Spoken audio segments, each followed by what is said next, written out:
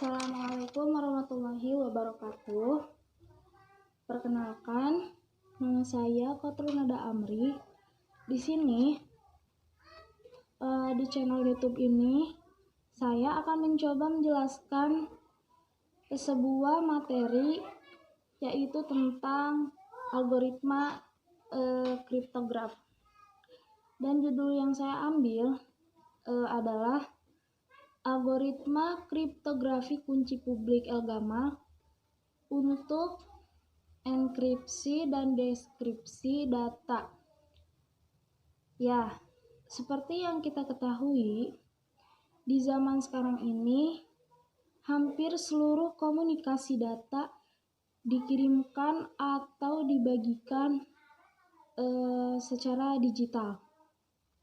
Baik itu data berupa file, berupa teks, berupa gambar, berupa video, maupun berupa suara. Nah, karena komunikasi data tersebut, maka keamanan pada data tersebut juga sangat dibutuhkan.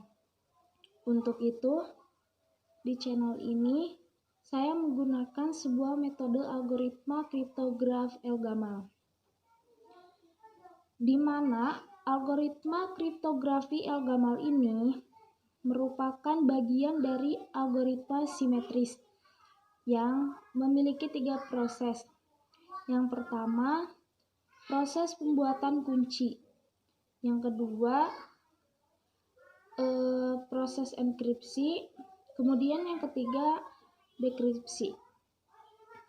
Keamanan pada algoritma El-Gamal ini terletak pada tingkat kesulitannya, yaitu kesulitan menghitung bilangan logaritma diskrit yang modulo primanya itu sangat besar.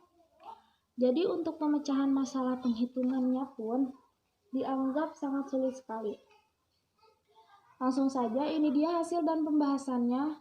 Yang pertama yaitu analisa kebutuhan sistemnya. Pada pembahasan ini, saya menggunakan sebuah program aplikasi Visual Basic.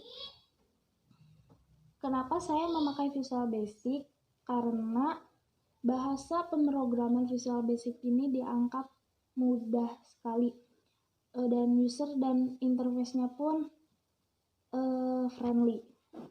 Hasilnya, ini akan menghasilkan sebuah program aplikasi. Yang pertama, dapat mengubah file asli menjadi file yang terenkripsi sehingga tidak dapat dipecah. Kemudian yang kedua, dapat mengembalikan file yang tidak dapat dibaca menjadi file asli tanpa merusak ataupun mengubah isi file tersebut.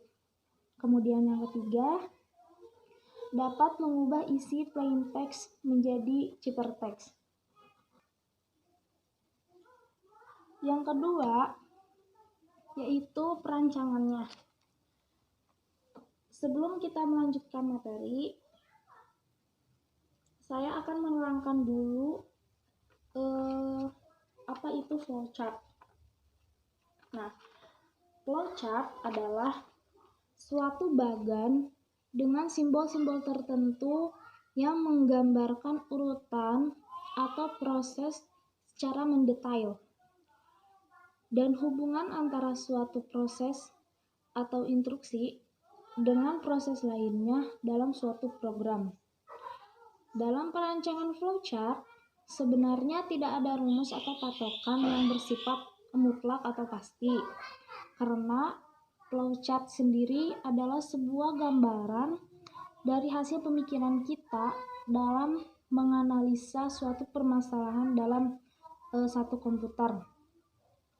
Karena setiap analisa akan menghasilkan hasil yang bervariasi antara satu dan lainnya, dan secara garis besar, setiap perancangan flowchart selalu terdiri dari 3 bagian, yaitu input, proses, dan output. Nah, seperti yang kita ketahui, flowchart itu kita buat untuk sebagai gambaran proses program tersebut, bagaimana programnya akan berjalan. Nah, nantinya program aplikasi tersebut akan berjalan seperti rencana awal kita.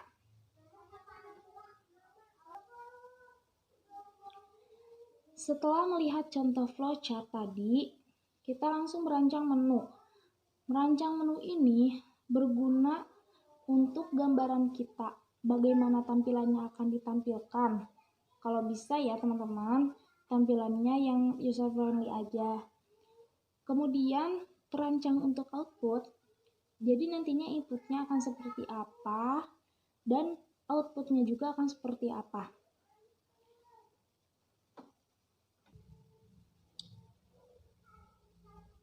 Nah, di sini ada 3 kolom utama, yaitu yang paling atasnya itu ya, menu utama, terus ada menu enkripsi dan menu deskripsi.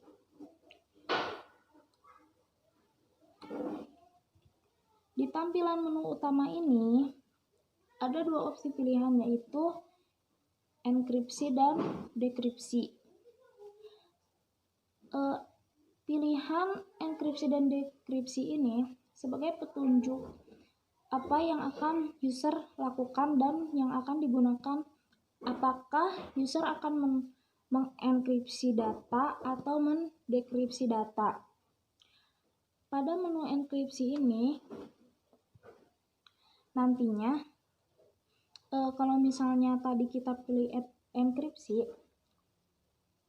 di situ akan muncul lagi sebuah menu.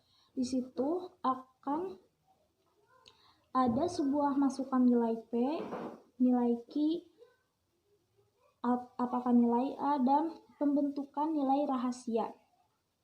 Di mana pembentukan nilai rahasia ini nantinya akan jadi kunci kita. Bagaimana file tersebut hasilnya akan menjadi hasil enkripsi dari file tersebut. Kemudian kita klik saja enkripsi, setelah itu akan muncul hasil data yang kita masukkan tadi.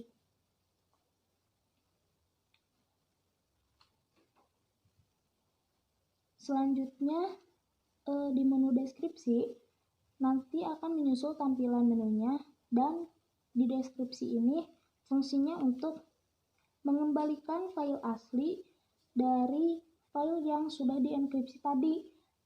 Jadinya di menu deskripsi ini hanya ada masukkan nilai P dan masukkan nilai kunci rahasianya saja. Setelah itu kita klik dekripsi dan akan muncul hasilnya, yaitu ciphertext dan plaintext-nya.